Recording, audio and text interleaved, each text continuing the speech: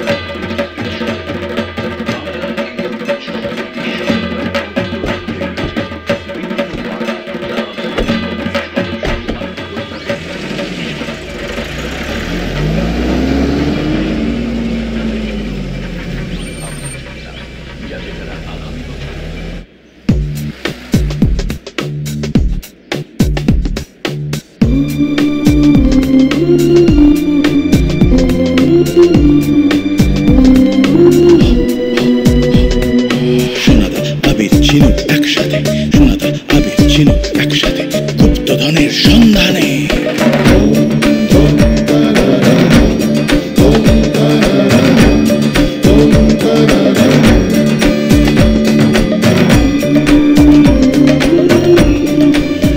পথ বেঁধে দিল বন্ধনহীন গ্রন্থি, আমরা দুজন চলতি হওয়ার পন্থী। শেষের কবিতা। ভাইবা আমাকে একটু সাইডে নামিয়ে দে, ঝিনুক তো শুধু দুজনে যাবে বলছে। কবিতা শেষ, আমিও শেষ। ক্ষুধার রাজ্যে পৃথিবী গদ্যময়। বনপুকুরি আর কদ্দূর সোনাদা? খুব খিদে পেয়েছে। এই স্পিডে চললে আর আধ ঘন্টা। কি করে বুঝলে? স্পিডোমিটারে 60 কিলোমিটার, আর এক্ষুনি দেখলাম বনপুকুরিয়া 30 কিলোমিটার।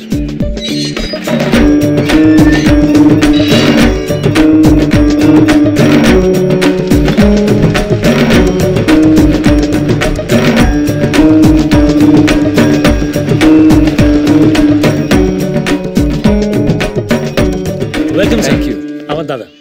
নমস্কার, আমি ডক্টর পিনাকপানি দেবরায়, ডামেরের বর্দা। সুবর্ণ সেন, ঝিনুক, আর এই যে আবির। রাস্তায় কোনো অসুবিধা হয়নি তো? না না, খুব খিদে পেয়েছে। এ তো পুরো রাজপ্রাসাদ। হ্যাঁ, এত সুন্দর মেনটেন করেছেন আপনারা, ভাবাই যায় না। হাতি পোষা সুবর্ণবাবু, মনে হয় দাদাদের জিনিসপত্র সমস্ত গেস্ট হাউসে পাঠিয়ে দাও। আপনাদের এখানে ব্যবস্থা করা ঠিক আছে। লক্ষ্মী, দিদিমণির জিনিসপত্র পাঠিয়ে দাও পিসিমার ঘরে। আপনার অসুবিধা হবে না তো?